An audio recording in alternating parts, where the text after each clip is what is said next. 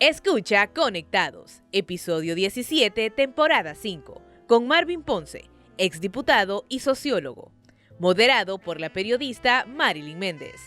Elimina los 5 tipos de dolor con Iboprodol Ultra, fórmula única. Hola, bienvenidos a Conectados, este podcast de Radio América con millones de reproducciones. En esta semana tenemos un invitado muy interesante, controversial también, pero que ha crecido muchísimo en redes sociales, principalmente en X, con la variedad de opiniones que está dando del gobierno actual. Le damos la bienvenida al sociólogo Marvin Ponce. Bienvenido. Muchas gracias, Marilyn. Me alegra estar aquí Conectados con usted en este gran podcast, que esta nueva modalidad ha influido mucho en los medios de comunicación y sobre todo la profundidad de los análisis que usted hace con los invitados. Sí, bueno, primera vez que Marvin está aquí con nosotros en Conectados. Ya estuvo de visita en el podcast En el Radar, pero hoy vamos a conectarnos y vamos a platicar de muchísimas cosas de interés general que está sucediendo en el país, ¿verdad? Marvin, ya casi vamos a elecciones primarias, ya presentaron planillas los partidos. Sí, fíjese que gran incertidumbre hoy antes, van a haber elecciones o no van a haber elecciones, porque ha habido siempre una tendencia de pasar del odio al miedo en este gobierno, una tendencia de pasar del odio que hubo el Fuerajó, el narcodictadura y todo eso, a generar miedo mediante presencia de las Fuerzas Armadas en Venezuela, mediante mecanismos de que si hay presupuesto, que si se elige a quién se elige en el Consejo Electoral y todo ese proceso, si el presupuesto y todo eso. Y también los mensajes que ha llegado cuando el presidente el jefe del Estado Mayor Conjunto sale a deliberar temas políticos a la palestra pública, genera cierta incertidumbre. Y temas como también una cadena de prensa donde la fiscalía se enfoca en un caso concreto, cosas que no habían ocurrido en el pasado. Entonces, todas esas tendencias a crear miedo. Entonces, yo creo que sí hay que perseguir la corrupción en política y fuera de la política. Hay que perseguir al corrupto, al político corrupto, no motivado políticamente. Entonces, todas esas tendencias que nos quieren pasar de un escenario del odio al miedo. Y el miedo era que no va a haber elecciones, que si Libre se va a quedar en el poder, que si no se va a quedar en el poder. Pero bueno, lo importante es que ya con esta apertura, que ya hay presupuesto en el tribunal, que ya se contrató un TREP, bien o mal contratado, ya se contrató, ya el Consejo Electoral entró chocante, ya se mira que ya están deliberando y llegando a consensos, ya se inscribieron los movimientos, gran trabajo que han de hacer los candidatos políticos.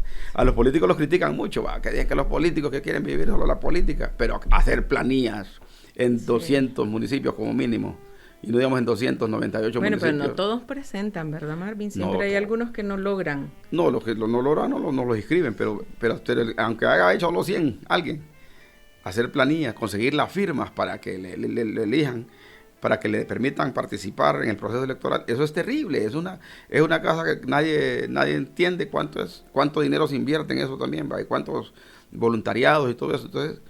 Entonces estamos transitando a la democracia electorera, por lo menos, ya con los movimientos inscritos, y eso es importante. El Partido Liberal lleva 4 candidatos de lujo, fuertes todos, con grandes carismas. Llega también el Partido Nacional con candidatos también, con casi 7 candidatos, también 2, 3 fuertes.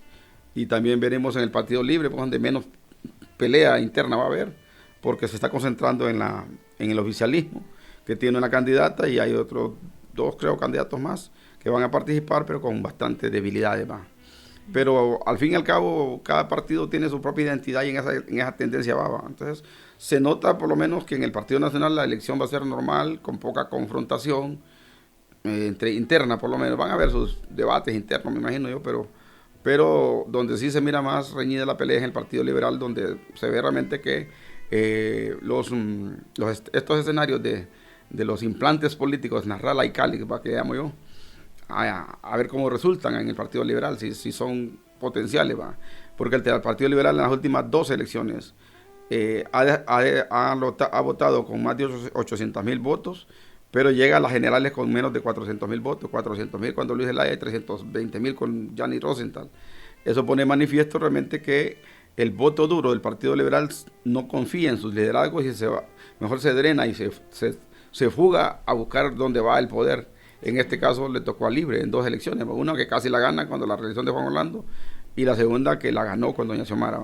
Y eso, y el actor clave en esas 2 estrategias fue Nasrallah y el Partido Liberal, que llevaron votos a Libre para poder llegar al poder y a pelear con el Partido Nacional.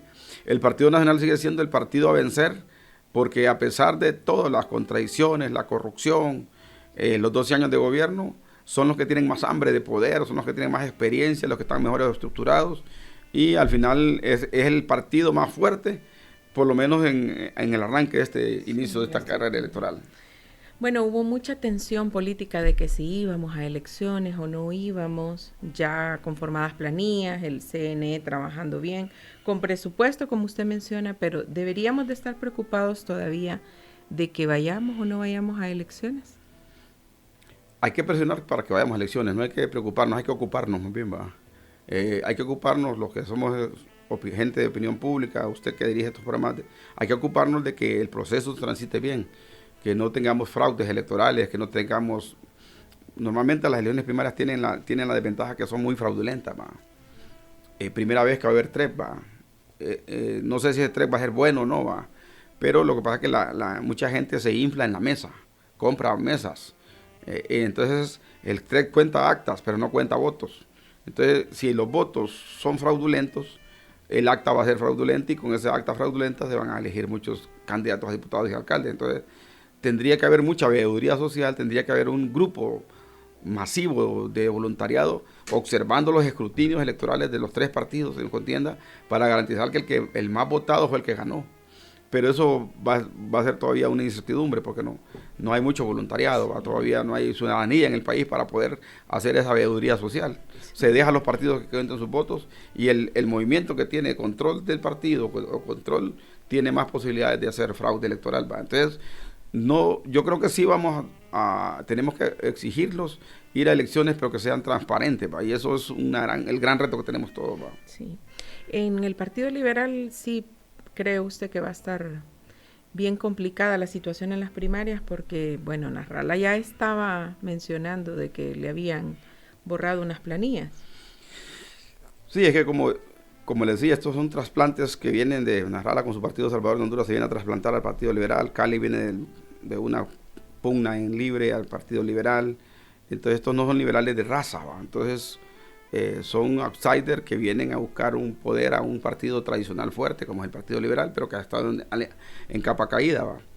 Pero que puede llegar a ser fuerte y puede ser una alternativa de poder producto de que las 2 grandes fuerzas polarizantes va a ser el Partido Nacional y el Partido Libre. Entonces dije, el Partido Liberal me puedo meter en medio de los 2 y ganar el poder, aliado con uno o aliado con el otro. No se sabe qué va a pasar. Lo que sí está claro es que en el Partido Liberal, la desventaja del Partido Liberal es que depende de la unidad de ese partido, del capricho o no de Nasrallah.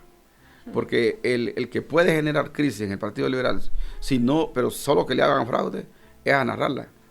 Y Nasrallah también puede ser que no se sienta cómodo perder una elección, porque nunca ha perdido una elección, por lo menos en términos internos, nunca ha ido a una elección interna. Es primera vez. Es primera vez, no tiene el expertise, es haragán Nasrallah, no le gusta ir a la base, le gusta solamente ir a eventos montados donde la figura es él. Entonces no es como Tito, que Tito va de pueblo en pueblo saludando gente, abrazando gente, gritando. Cáliz también lo hemos visto. Alegre. Cáliz también va, entonces en esa tendencia va. Pero como la campaña arranca, tal vez Nasrallah da un paso adelante y va a la base, va. Pero Nasrallah, el capricho de Nasrallah podría de ser determinante en que quede fuerte el Partido Liberal o no, va. Yo creo que Cali, si sabe que Nasrallah le gana, Cali lo va a acompañar, porque Cali es un joven que tiene mucho futuro, va. Pero Cali por eso se atrincheró de la gran estructura tradicional del Partido Liberal para ganar la interna, porque también en las internas se ganan con estructuras. Nasrallah está construyendo estructuras todavía, tiene complicaciones como en 10, 15 planillas. Eso demuestra que algunas planillas son débiles. El caso de Maribel Espinosa a mí me parece que podría ser como la gran sorpresa en el Partido Liberal, ¿va? Porque calladita puede ser una sorpresa. Tal vez no gane o pueda ganar de sorpresa, y si no gana va a ser un determinante. la incertidumbre es realmente si va a pegar Luis Zelaya o no, ¿va? Porque Luis Zelaya ya fue candidato presidencial, ha estado confrontado, y también se especula en los analistas y los que hablamos en política, en los cafés, en los moles, en todos los centros del parques centrales, de que Luis Zelaya está upado por Mel. Y si está upado por Mel, entonces gane o pierda, se va a ir a aliar con Mel. Entonces, eso es una de las disyuntivas que tiene el Partido Liberal. Pero si los liberales saben aprovechar estas llegadas de estos nuevos outsiders y hacen una cuestión holística y se abocan a las urnas, podrían recuperar el Partido Liberal, ¿va? Y podría ser la gran sorpresa de las nuevas elecciones. Sí, usted mencionó en sus redes, es tiempo del Partido Liberal. Recuerda, usted ve claro. que hay muchas posibilidades Sí. que estas sean las elecciones, que el Partido Liberal regrese a gobernar. Sí, es que mire, la doctrina liberal es bastante positiva, ¿va? Es la que genera proyectos sociales, dinámica social. Inclusive en lo contemporáneo podemos ver que el estatuto del docente, el estatuto del médico empleado, el estatuto de las enfermeras, el 14º mes, lo dieron en tiempo de Reina y Flores, ¿va? Fueron las últimas grandes conquistas sociales que hubieron, ¿va?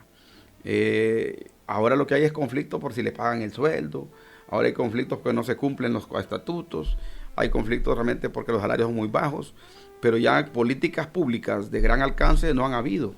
Todo ha sido administrar la crisis, administrar el gobierno con el poco presupuesto que hay. Pero el partido de los grandes cambios fue el Partido Liberal. Algunas veces por coyunturas internacionales, algunas veces por luchas populares que fueron asumidas por el Partido Liberal, como la huelga del 54, el encuentro Punta del Este del 62, la Alianza para el Progreso y otras políticas públicas que vinieron en el pasado, ¿va? Sin desconocer también que Mel dio un gran golpe de autoridad al salario mínimo en su último gobierno, que también equilibró los salarios, ¿va? Y que fue tal vez una política dura para la pequeña empresa, un poco conflictiva para los grandes empresarios que no les gusta pagar bien, pero sí fue buena para los trabajadores porque vino a equilibrar por lo menos la idea de lo que es un salario básico para los trabajadores, ¿va? Entonces yo creo que el Partido Liberal está en el momento más importante para no morir, porque con 300,000 votos versus 1.800.000 votos de una semana, casi estaba muerto. Quedó muerto, pues el Partido Liberal quedó muerto ya sin competitividad. Entonces, para poder volver a competir, esperamos realmente que con estos 4 candidatos puedan irrumpir, ¿va? Entonces, se mira, es la pelea más equilibrada, porque ahí hasta Luis Zelaya, que se mira que es el más débil, podría articular el voto liberal tradicional, ¿va? Porque todavía hay gente liberales que no confían en Nasrallah ni confían en Calix, ¿va? En Nasrallah por el carácter y el Calix porque viene de una ruptura con Libre, ¿va? Sí, pero creo que Calix está montando una campaña muy bien dirigida a conseguir ese voto duro, ese voto todavía inseguro, ¿va? Sí, ¿cómo ve usted esa ruptura entre Calix y Mel Zelaya? Porque él fue el delfín de Mel Zelaya mucho tiempo en el Congreso. ¿Es real, Marvin, o a veces lo acusan de ser un caballo de Troya dentro del Partido Liberal? No, esa ruptura es real. Es real por 2 razones, ¿va? Y mucha gente lo dice así porque como aquí todo el mundo hace componentes políticas, pero hay peleas que son irreversibles. En algún momento Calix fue como la figura que Mel quería construir para poder tener un candidato futuro. Usted se acuerda que en las elecciones pasadas, antes de lanzar a Xiomara, se lanzó a Calix primero a ver cómo le iba, ¿va? No se lanzó a Rixi. Rixi todavía no era actora política por el periodo anterior. El actor político era Calix, el operador político era por excelencia del Libre, después de Mel era Calix. Calix era el representante ante el Congreso con Carlos Zelaya, ante Oliva, para poder dirimir los conflictos de bancada en los últimos dos congresos. Pero la ruptura se da cuando Calix no acata una decisión política del partido de que el presidente del Congreso va a ser Luis Redondo por acuerdos partidarios que tenían con Nasrallah y con otros actores exógenos. Deciden apoyar a Redondo y no apoyar a Calix. Y Calix, a pesar de eso, con dinero supuestamente de algunos grupos económicos, él se mueve por todo el país y logra captar 22 votos dentro del Libre y genera una ruptura en la bancada del Libre y logra convencer a liberales y a nacionalistas para crear un Congreso distinto a la línea partidaria del Libre. Eso ahí fue la ruptura, y la ruptura con la base. La base odia a Calix. Hay niveles de odio fuertes no debería haber odio, debería haber realmente rencor o descontento, ¿va? Porque alguien le falló. Pero aquí se convierte en odio el que falla, ¿va? Sí. Y la izquierda todavía es más carnívora en eso, ¿va? Ni olvido ni perdón, ¿va? Entonces, y se fue Beatriz, y se fue Yavés Avillón, se fue también don Samuel Madrid. Los candidatos de mayor nivel electoral del Libre se fueron con Calix. El Chele Castro. El Chele Castro. Entonces, eso le dio Eliú Girón en su tiempo. Eliú Girón por eso habla y habla y habla. Eliú Girón porque tiene que reivindicarse porque todavía no lo aceptan del todo porque lo consideran que si se fue con Calix no es de confiar todavía. Entonces Eliú sale defendiendo a Xiomara y hablando por aquí. De foro en foro anda para poderse validar. Lo mismo hizo Sergio Castellanos en su momento en el Congreso. Unos grandes shows en el Congreso para poderse volver a validar porque se había ido, se fue 72 horas con Calix. Y estuvo con Toño allá en Zambrano. En Zambrano, y Toño le sacaba en cara eso, ¿va? Entonces, esa ruptura de Calix es verdadera, ¿va? Y ahora es más verdadera porque Calix se desprendió del partido. Ya tenía él montado un proyecto de aliarse con el Partido Liberal. Se agarró del llanismo. Y ahí va él. Y las últimas acciones de Calix, las últimas críticas y fuertes. Él es el mayor crítico directo al Libre, ¿va? Así, directo, con patada al pecho. Más que narrarla, ¿va? Narrarla... el debate sigue ya dejado a libre como debate y el debate va a estar alrededor de su gobernabilidad, de sus 100 ideas de gobierno y Calix se ha dedicado a atacar al Libre porque es una forma de validarse de que la gente, los liberales le crean que de verdad está con él, ¿va? Algunos creen que el Calix podría no estar, pero Calix no tiene nada que perder, está joven todavía y tiene más que ganar, ¿va? Entonces en el Partido Liberal y yo creo que él llegó para quedarse al Partido Liberal. Y la ruptura es verdadera y claro, se da, y creo que es la pérdida más grande que tuvo Libre, ese grupo de diputados que se fue, ¿va? Porque Yavés Avillón es una autoridad moral en Comayagua, era el comandante en el Congreso de la lucha anticorrupción, era gente valiosa, pues. Beatriz Valle, una guerrera, ¿va? Una mujer que con argumentos serios, y una de las luchadoras más fuertes contra el golpe de Estado, Beatriz anduvo en la calle. Entonces vemos realmente eso, ¿va? Y lo otro es que también se ve realmente que el gobierno se lo repartió Mel con Rixi, ¿va? El gobierno está repartido en dos grupos, ¿va? La familia de Zelaya y la familia de Rixi. Se ve que ellos agarraron poder mucho, entonces dejaron poco poder para abajo, entonces Calix no se sentía identificado en ese esquema, porque Calix te quería también más poder, porque Calix es ambicioso, ¿va? Ambicioso de poder. Y yo creo que es correcto, ¿va? El político si no es ambicioso no tiene sentido, pero creo que ahí hay una ruptura verdadera, ¿va? Sí. Bueno, ya vamos a hablar de Rixi Moncada, pero antes, Marvin, Salvador Narrala mencionó que esta es la última vez que participa en elecciones. Si no gana, ya no lo va a intentar. ¿Le cree usted? Sí, yo creo que le creo porque es por la edad de él, ya él está cansado. Narrala ha sido un gran trabajador en su actividad profesional de medios de comunicación, en los deportes, en el entretenimiento, y ya tiene más de 70 años, vaya, es un hombre ya muy alto, y ha estado 15 años en la política, en primera línea, combinando con su trabajo. Sí. Entonces, y también ya probó por todas partes, esta es una cuarta oportunidad que participa en política. Él ya no es un político nuevo, pues ya tiene 16 años de política, ya días anda en la política y ha estado cerca del poder. Entonces creo que él cree que si gana las primarias en el Partido Liberal, él podría ya erigirse como uno de los virtuales buscadores del poder, su última opción, ¿va? Entonces yo creo que si Narrala pierde las primarias, creo que hasta llega él, ¿va? A su carrera política, porque inclusive después de crear dos partidos, ahora dejó su partido en manos, dejó a los que querían manejarlo, y él dejó el partido para venirse al Partido Liberal porque considera, con justa razón, Narrala es muy vivo en ese sentido, que en el Partido Salvador de Honduras no tiene posibilidades de cuidar el voto, y en el Partido Liberal sí lo cuidan porque por decreto dice la ley que el Partido Nacional, el Partido Libre y el Partido Liberal van a tener representantes en todas las mesas electorales. Los otros partidos no tienen acceso a un 15% a las mesas electorales. Entonces Narrala dijo, si me voy con el Partido Salvador de Honduras, no voy a poder tener mesas electorales. Y realmente, si usted no defiende el voto, se lo roban. Sí, la estructura que tiene el Partido Liberal es fuerte.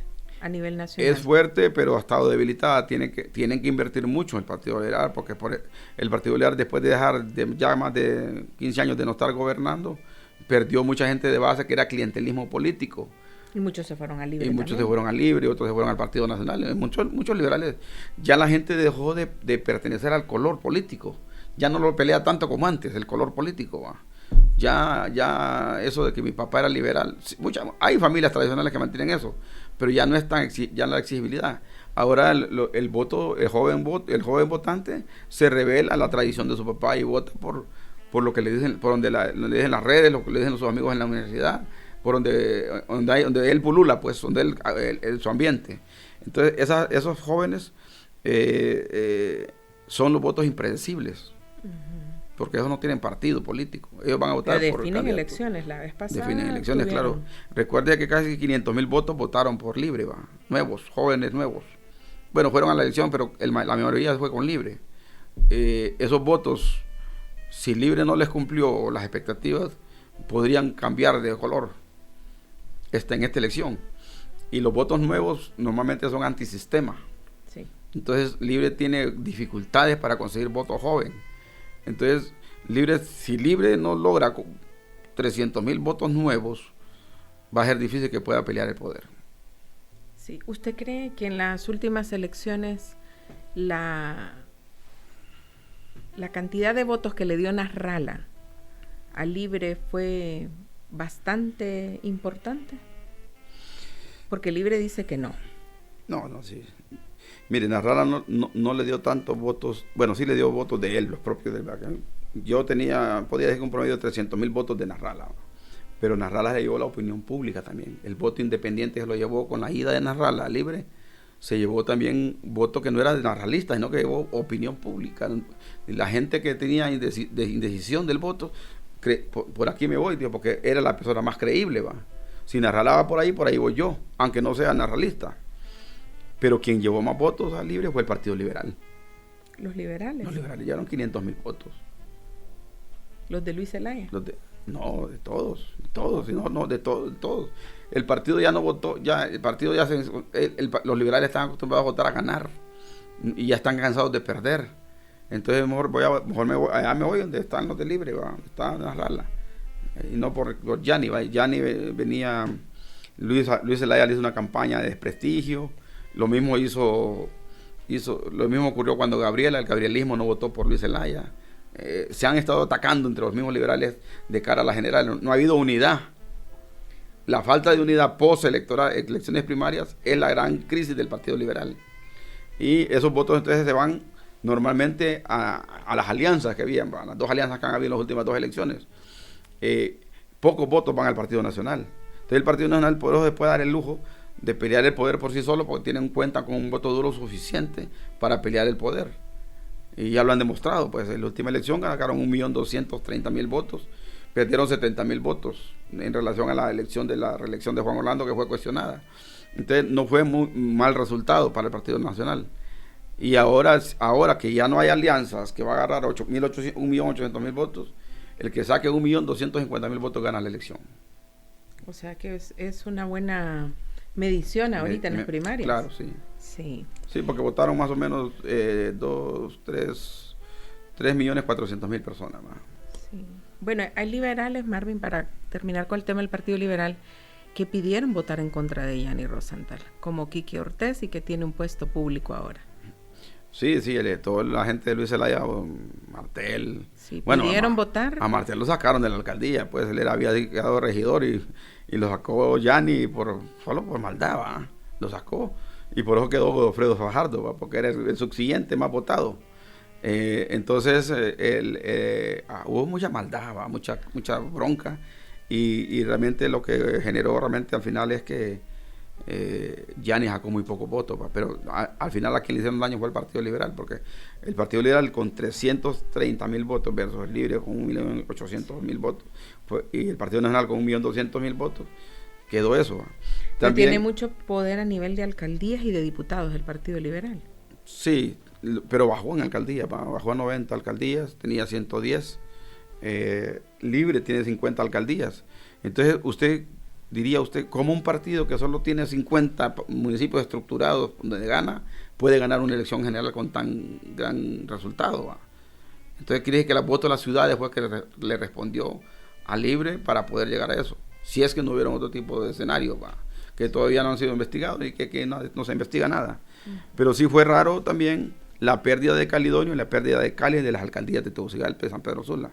Los resultados que obtuvieron versus cómo iban las encuestas, ¿va? El señor Contreras, con poca campaña, todavía 2 semanas antes, gritando aquí en el Consejo Electoral, llegó solamente a recoger el poder, ¿va? Elimina los 5 tipos de dolor con Iboprodol Ultra. Fórmula única. Y Calidonio, con una gran estructura bien montada, aceitada, lo perdió. Y Cali con más de, Chávez con más de 30% en todas las encuestas sobre Aldana, perdió. Entonces se dio un fenómeno bien extraño, ¿va? Entonces, ¿por qué? Y usted puede ver también que el Partido Liberal logró una buena cantidad de diputados, ¿va? Comparando con el resultado que obtuvo. Obtuvo casi los mismos diputados que obtuvo con 430,000 votos con Luis Zelaya, 480,000 votos con Luis Zelaya, con 320,000 obtuvo el mismo número de diputados. Entonces demuestra realmente que en la cabeza del Partido Liberal no está el problema, ¿va? Y en el caso del Partido Libre, el Partido Libre se vio beneficiado por el voto nuevo, por el voto independiente, por el voto de Narrala y por el voto anti-Jo, Cachurecos en Resistencia, y también el voto del Partido Liberal. Eso ya no lo va a tener en esta elección. Por eso algunos dicen, ¿será que el Libre va a querer devolver el poder? ¿Será que el Libre no va a hacer fraude para quedar en el poder? ¿Qué va a hacer Libre para poder ganar las elecciones? ¿De qué se va a agarrar? Porque ya no va a tener aliados. ¿Tienen capacidad de aceptar una derrota? Esa es la otra cosa, sí. Entonces, ahí está la disyuntiva de lo que va a pasar con las elecciones, ¿va? Sí, muy interesante, Marvin. Otra cosa que preocupa mucho, y hemos leído en redes sociales y también pues platicando con gente, la candidata del Partido Libre, que prácticamente no tiene competencia, va a primarias con una competencia muy débil, que es la de Racel Tomé, ¿verdad? Ese nombramiento en la Secretaría de Defensa y el papel que juegan las Fuerzas Armadas en las elecciones, Marvin, preocupa a la gente. Sí, pero yo creo que han habido 2 cosas, ¿va? Hubieron 3 elementos. Primero, el conflicto con la embajada por la ida de los militares a Venezuela en pleno proceso electoral, postelectoral cuestionado, ¿va? Primera vez que las Fuerzas Armadas visitan un ejército que no estaba bajo la égida de la Escuela de las Américas y dirigido por el Pentágono, ¿va? Las Fuerzas Armadas de Venezuela no están bajo la égida del Pentágono. Todas trabajan con el Comando Sur, que es el elemento hemisférico, ¿va? Para América Latina, y es el Comando Sur el que dirige las Fuerzas Armadas. Todos los militares van a la Escuela de las Américas a formarse y no van de gratis, ¿sabía? Uno creía que cuando van los militares a Estados Unidos van de gratis. Hay que pagar. Al Pentágono se le paga por formar a los militares hondureños. Pero entonces los militares siempre han tenido... Antes se creía que los militares respondían más al Pentágono o al Comando Sur o a Estados Unidos que al mismo presidente de la República, ¿no? Por su independencia y por la formación. Entonces, esa ida y un comentario de Logo generó la ruptura del tratado de extradición, desproporcionado, y 2 horas después de una declaración de la embajadora, doña Xiomara rompe el tratado de extradición. Entonces, no fue ni analizado. O sea, si fue esa lo que generó, cree que ya estaba previsto romper con el tratado. Eso de alguna manera va a generar está generando un conflicto grande, ¿va?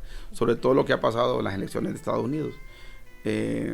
Entonces Libre la tiene bien complicada, en términos realmente que ya no va a tener aliados en Estados Unidos, ¿va? Porque los demócratas eran los aliados.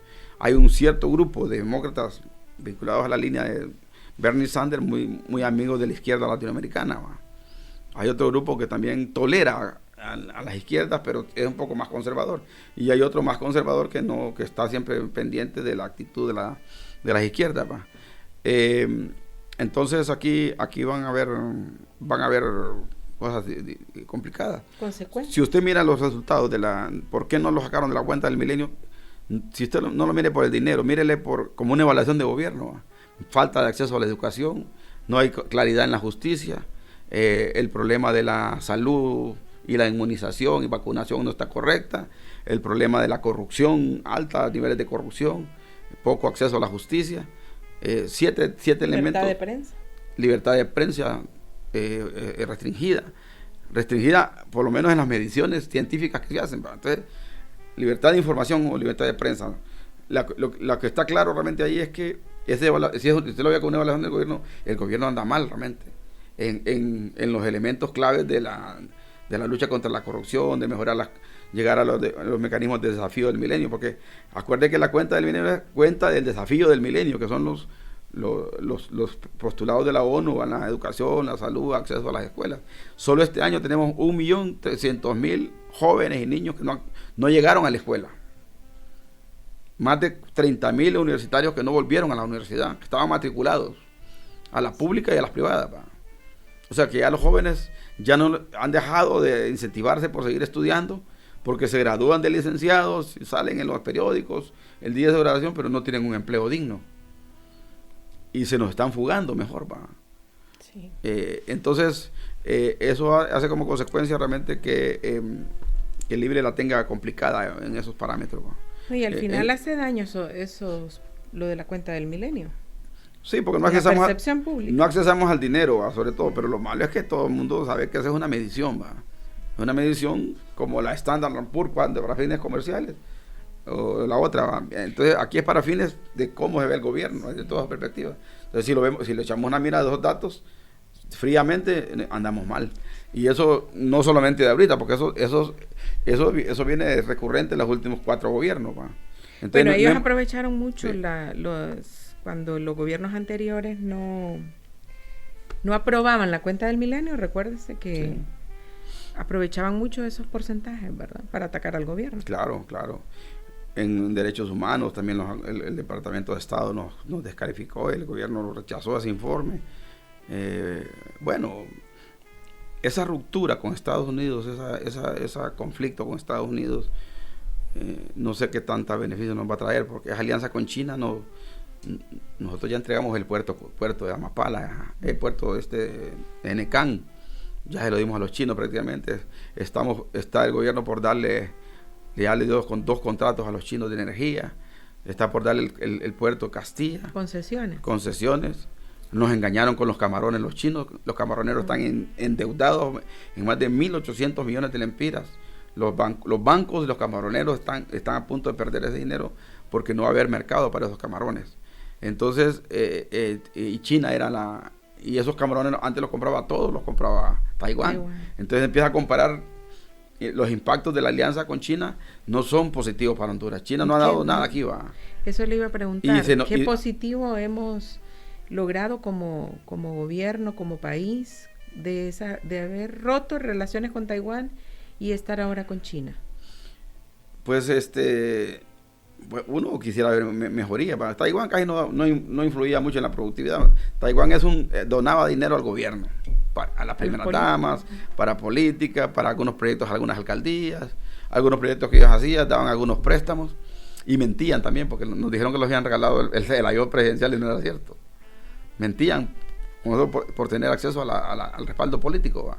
¿Lo compró el gobierno? Sí, entonces los gobiernos recibían dinero, ¿va? Inclusive en el gobierno de Mel, Mundo Orellana, Tito Mejía, el muchacho Milton Jiménez, Enrique Flores Lanza y otro grupo de Rafael Barahona se repartieron un dinero que era de Taiwán, se lo repartieron en bonos desde 40,000 hasta 80,000 dólares recibieron cada de esos ministros. Entonces cuando yo miro a Mundo Orellana hablando como un gran honestón, me queda la duda, ¿va? Porque un hombre que es correcto siempre. Y si le agarró dólares de ahí, va, aprovechando que era el ministro de Relaciones Exteriores, de esa donación de Taiwán que era para otros fines, me parece a mí que ahí se repartieron con la cuchara grande y ahí se quedan en silencio. No dan la cara por esas robancinas que hicieron en esos tiempos, ¿va? Entonces, Taiwán era más un gobierno, más un interés político, más que un interés comercial. Entonces, bueno, pero si pasamos a China, dijimos, bueno, vamos a aliarlos con el mercado más grande del mundo, los va a comprar. Pero nos piden 150 contenedores, se ponen a trabajar los camaroneros y ahora lo van a comprar un contenedor y dejan a la gente con las inversiones ahí y no hay ningún documento firmado. Entonces vemos realmente que aquí lo que ha venido un montón de tiendas chinas que veo yo cada vez en Comayagüela, están desplazando a los productores, a los comerciantes hondureños. En San Pedro hay moles chinos, el mall chino, hay moles ya chinos, centros comerciales inmensos chinos, desplazando a los comerciantes tradicionales que compraban de China, pero los chinos traen directamente ellos desde la fábrica, entonces venden más barato. Entonces ahí vamos a ver si al final la pérdida puede ser más que la ganancia. Y lo otro también que China no es país comunista, pero en el fondo es un país, es otro imperio, pues. Entonces si me cambio de imperio para golpear al otro imperio, no sé con un país tan chiquito nosotros qué puede ganar con eso. ¿Va? Sí, hay otros países como El Salvador le ha sacado más provecho, ¿verdad? Las relaciones con China. No, nadie. ¿Nadie? No, ni Costa Rica. O sea, a Costa Rica le hicieron un estadio, pero lo maneja la Asociación China de Costa Rica, ¿va? Y en El Salvador lo que le dieron fue una biblioteca, ¿va? Y no leen. Entonces no son grandes cosas, ¿va? Qué barbaridad. Lo lógico sería que viniera un grupo de chinos técnicos a formar mano de obra al Infoc, tecnología en las universidades, a poner fábricas aquí donde pudieran aprender nuestros técnicos, capacidades técnicas. Intercambios. Sí, intercambios de técnicos, expertos en energía para que nos definan una política energética en la ENE. Pero que vinieran ese tipo de cooperantes, pero aquí los que nos vienen son grandes capitalistas chinos que quieren hacer negocio en el comercio nada más. También hay mucha migración irregular china, ¿verdad? Hay un chinazo en camino, hay un chinazo. Se ha denunciado un chinazo de que han venido chinos supuestamente con la onda del Tratado de Libre Comercio con China y lo que hacen es utilizar el territorio hondureño para irse para Estados Unidos. Y aparentemente hay funcionarios de migración, funcionarios del Registro Nacional de las Personas vinculados al chinazo y se ha quedado callado la fiscalía en ese tema. Ese tema la prensa se ha olvidado también, la prensa no le dio seguimiento.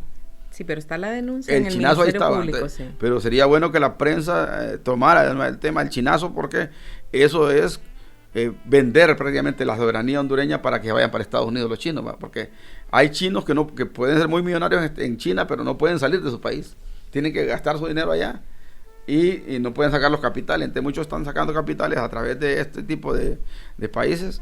Inclusive algunos chinos pueden decir que vienen a invertir a Honduras en el marco del tratado comercial y lo que hacen es traer el pisto para Honduras y utilizarlo como puente para llevarlo a Estados Unidos después. Porque el fin de todo es Estados Unidos, porque hasta el comercio verdadero va. Eso le iba a decir, que sí, por muchos años siempre ha habido mucha migración china. Siempre, sí. La vez pasada con la onda de las sedes, también Eval trajo unos chinos y también algunos se fueron para Estados Unidos, va. Entonces también eso del chinazo ya es como costumbre. Es recurrente, pues, porque los que vienen como migrantes de la India, de África, de Colombia, de Venezuela y todo eso, esos son inmigrantes, pero hay los que vienen con billetes no son migrantes, son migrantes VIP que utilizan la plataforma y pueden comprarse un pasaje aéreo de China a Honduras legalmente y llegar hasta Honduras y aquí ya está cerquita de Estados Unidos. Sí. Bueno, Marvin, hablando de la sede, ya para casi ir finalizando, se ratificó la sentencia, ¿verdad? Esta vez se supone que ya las sedes son inconstitucionales. ¿Qué va a pasar con todos esos proyectos, esas inversiones que están ahí?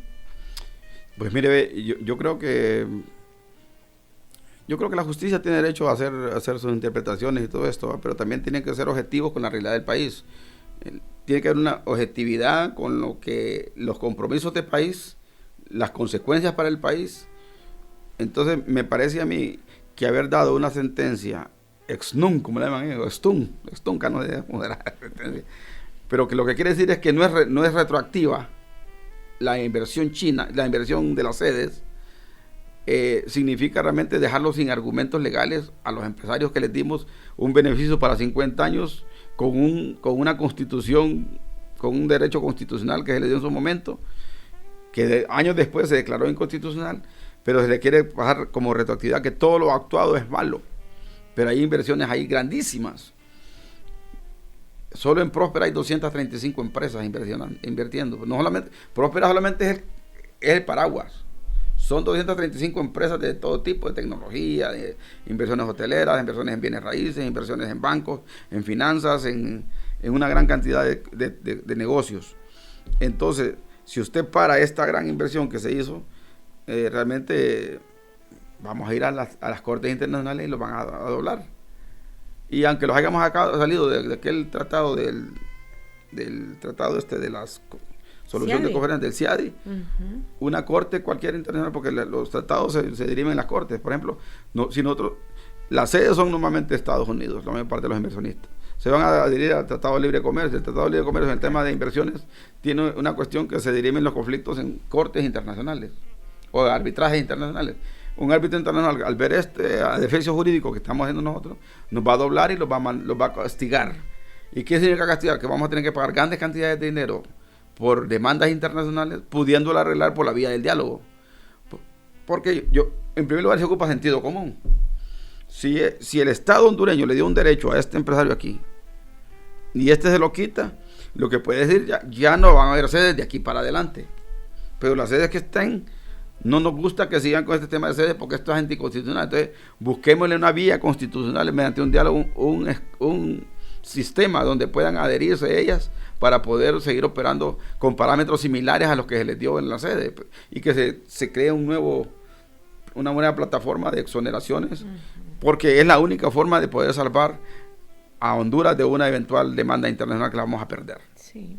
Entonces yo creo que la sede de Próspera, la sede de Morazán y la sede de Choloma tienen a Honduras lo tienen de las manos, pues, y entre más trabas le pongamos, más va a ser la grande la demanda, porque si usted deja de operar, me parece a mí que el ministro de Industrias y Comercios, el ministro de la Presidencia, debería de tener una reunión con ellos, discutir un esquema, hacer un grupo de trabajo para buscar la forma como adecuar ese sistema de inversionista a una cuestión nueva basada en la Constitución, tomando en cuenta que lo que dice la Corte es cierto, es cosa juzgada, pero que también le diga, bueno, entonces al no tener un esquema, si no te adherís al sistema sede, al sistema, de régimen de importación temporal o al régimen de zona de inversión o zona libre, entonces te vamos a hacer un sistema y lo vamos a mandar al Congreso para darte un esquema de trabajo. En ese momento, Marvin, usted era diputado del Congreso Nacional. Ese Congreso aprobó las sedes. Sí, yo fui de la comisión de dictamen. Exacto. ¿Y quién se va a poner a que vengan a invertir en Honduras? Una zona de empleo y desarrollo. Pero por ahí los andan amenazando, que los van a llevar. Aquí desde que entregamos el país, que se repartió el país, ¿quién va a llevar la tierra aquí? Si aquí hay libre comercio aquí para vender tierras, aquí todo el mundo vende tierras. Mire, lo que era Roatán antes del gobierno de Maduro estaba bajo la prohibición del artículo 105, que entre los 40 kilómetros de las fronteras y las costas no pueden vivir extranjeros, no pueden tener dueños de los extranjeros. Maduro es un régimen especial para Roatán. Roatán se desarrolló. Ahora hay más hoteles, hay más inversiones, hay más trabajo, hay más empleo, hay más desarrollo, y ha tenido su régimen especial Roatán, una zona libre que se le dio, ya se le terminó parece, pero al final Roatán se desarrolló. Usted vaya a Trujillo, Tela, ¿por qué no se desarrolla? No tienen, los inversionistas hondureños no quieren invertir en turismo. Mire que hay algunos, pero les tienen invadidas las tierras. El Estado les regaló Indura. Y con empresarios de alto nivel ahí, y es un fracaso Indura. Y le regalaron el terreno, el Estado invirtió dinero. Los empresarios solamente pusieron un poco de dinero para adecuar un campo de golf y vender terrenos, y ni siquiera eso pudieron hacer. Entonces nos damos cuenta realmente que aquí no hay interés en inversión de turismo de parte del inversionista hondureño, excepto algunos que ponen su pequeño restaurantito, un pequeño hotel pequeño, pero ya una industria hotelera de alto nivel, solamente las cadenas internacionales.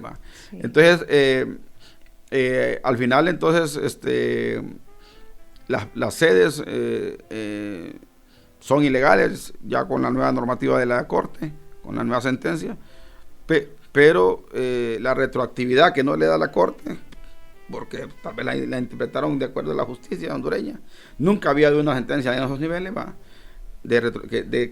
siempre se dijo que nada es retroactivo, ¿va? Sí, solo en materia penal, ¿va? Uh-huh. Entonces, claro, retroactivo quiere decir de aquí para allá, ¿va? No me beneficia aquí, de aquí para allá no me beneficia, pero lo que está para atrás sí se respetaba, ¿va? Pero aquí no se respeta, más bien más que retroactivo es peor que lo retroactivo, porque lo que ya se hizo se declara malo, aunque la normativa hasta hoy se dio. y una ley entra en vigencia a partir de que se decide. Entonces, la sentencia que se emitió en octubre, a partir de ahí empieza a tomar fuerza, se convierte en ley, pero no puede legislar para atrás. No tenía otra ley atrás que decía que sí se podía. Entonces, ahí al final, más que proteger que se van a llevar el territorio, que se vendió el pedazo del país, si este país estaba entregado siempre. ¿Cómo se le dio a las bananeras por más de 100 años el territorio de la costa norte? Mediante el régimen de concesiones.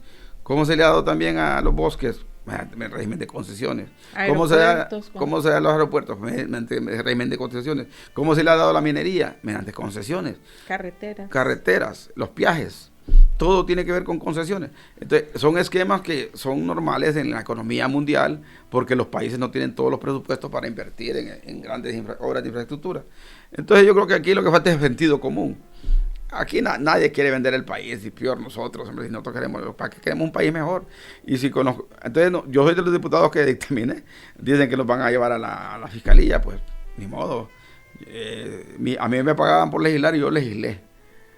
Si yo no hubiera dictaminado, entonces era incumplimiento de los deberes de los funcionarios, también. O abuso de autoridad. Me hubieran acusado de eso.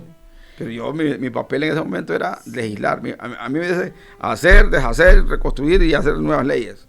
Por eso me pagaban ahí. Entonces me pusieron una ley en el dictamen, la dictaminamos, unos a favor, otros en contra. Habían votos particulares y se tomó la decisión. Sí. Bueno, sin duda el tema de las sedes van a pasar muchos años que vamos a seguir hablando de ese tema, Marvin. Es que, mire, más que un problema económico, lo han utilizado como una herramienta política. Sí. Ha sido un tema, fue tema de campaña, pues, política. Y lo quieren tener vivo para la nueva elección. Entonces, yo no sé qué tantos votos van a ganar con eso, porque al final ya eso ya está sentenciado. Más bien lo que vamos a perder es dinero, porque si esas empresas nos demandan, vamos a estar reventados. Pues. Nosotros no ganamos ni un caso en las cortes internacionales. Sí. ¿Se atreve a decir quiénes van a ser los candidatos de los 3 partidos mayoritarios para las próximas elecciones? Todavía no, fíjese. ¿Está difícil? Sí, está difícil. Sí. No, en el caso del Partido Libre, y en el caso del Partido Nacional, yo veo más a Tito Afura, perfilado. Pero Tito Afura, si no sale bien librado de ese juicio, porque mire, hay gente que quiere ver, dentro del Libre, que quisiera ver preso a Tito.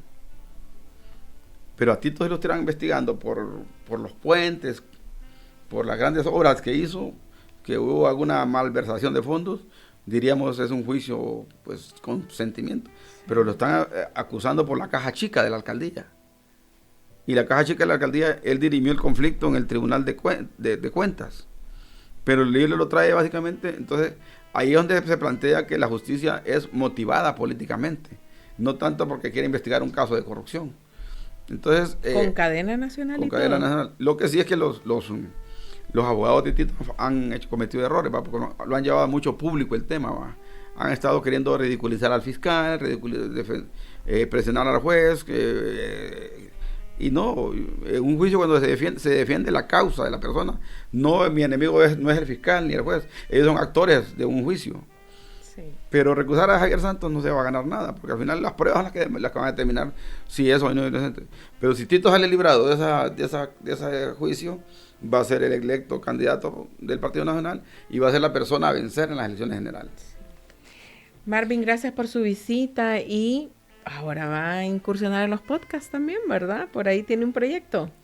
Fíjese que esto de los podcasts, que es una nueva forma de comunicar profundamente temas, como le hemos visto a usted, hemos visto el radar. Miren qué bien. Hay podcasts también más de la farándula, otros internacionales que uno ve buenos temas, Entonces, una persona que es publicista y periodista tiene ya montado un estudio que hace unos podcasts deportivos y de farándula, sí. Y dijo que se quería incursionar en esa área. Entonces, vamos a probarlo nosotros, porque también queremos generar ingresos también por esa vía. Miren qué bien, excelente. No tenemos trabajo, pues. Sí, está bueno.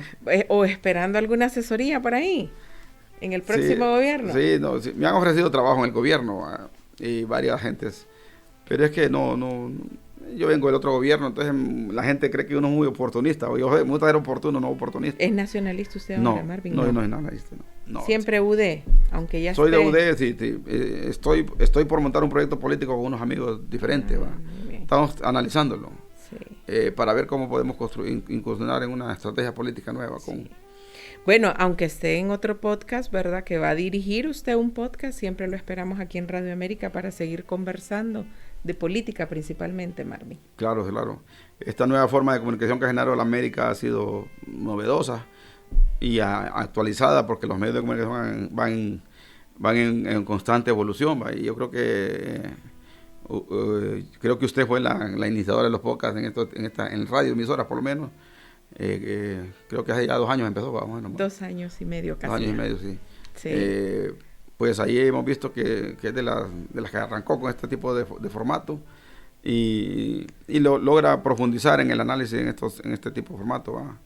Esperamos realmente que nuestro planteamiento sea para ilustrar a la ciudadanía y para plantear nuestras opiniones, y les agradezco por darme esa oportunidad. Gracias, Marvin. Gracias por su visita. Siempre un gusto tenerlo aquí por Radio América y conversar de la actualidad nacional. Les recuerdo que estamos disponibles en todas nuestras plataformas de podcast, en Spotify, Deezer, Apple Podcasts, también YouTube Podcasts y Google Podcasts también, y nuestra página web www.radioamerica.hn. Mi nombre es Marilyn Méndez. Hasta pronto. Elimina los 5 tipos de dolor con Iboprodol Ultra. Fórmula única. Encuéntranos como podcast Radio América HN en Spotify, Deezer, YouTube Podcast, Apple Podcast y en nuestra página web www.radioamerica.hn.